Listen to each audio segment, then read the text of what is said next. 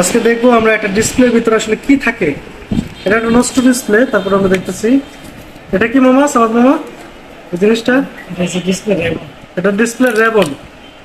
এই জিনিসটা হচ্ছে ডিসপ্লে রেবন। এটা দিয়ে হচ্ছে মোবাইলের মাদারবোর্ডের সাথে ডিসপ্লে সংযোগ করা হয়। তারপরে হচ্ছে কিছু নাই, আমরা খোলালে সার্জারি করতে হবে। সার্জারি করে দেখতে হবে ভিতরে কি আছে।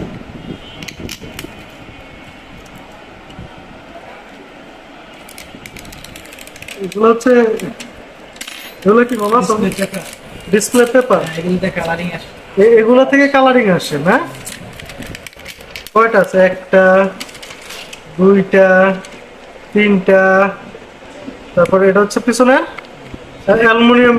অ্যালুমিনিয়ামের পার্ট। অ্যালুমিনিয়ামের পার্ট।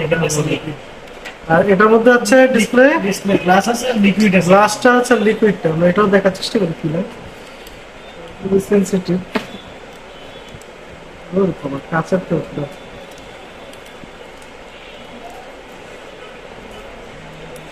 দেখা যাইতেছে। একটু জুম করো, এই যে ইয়ে করো, সামনে নাও। ভিতরে এই যে লিকুইডের মতো একটা ইয়ে হইতেছে, দেখা যায়? হ্যাঁ, আরে বাবা, খুব ভালো।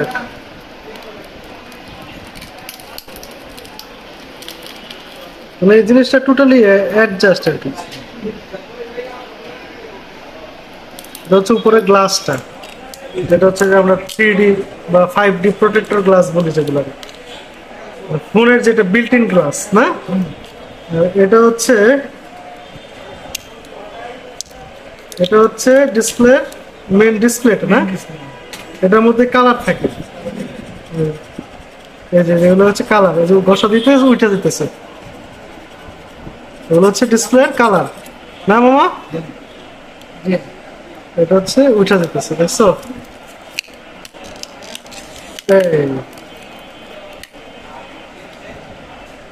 এখানে এখানে দেখো, এই যে তেলতেলা কিন্তু জিনিসটা, দেখছো? লিকুইড আছে, লিকুইড আছে, এটাতে লিকুইড আছে। এই জিনিসটা হচ্ছে কালার নিয়ে আসে। ঘষা দিতেছি, একদম সাদা যেতেছে, ট্রান্সপারেন্ট হয়ে যেতেছে।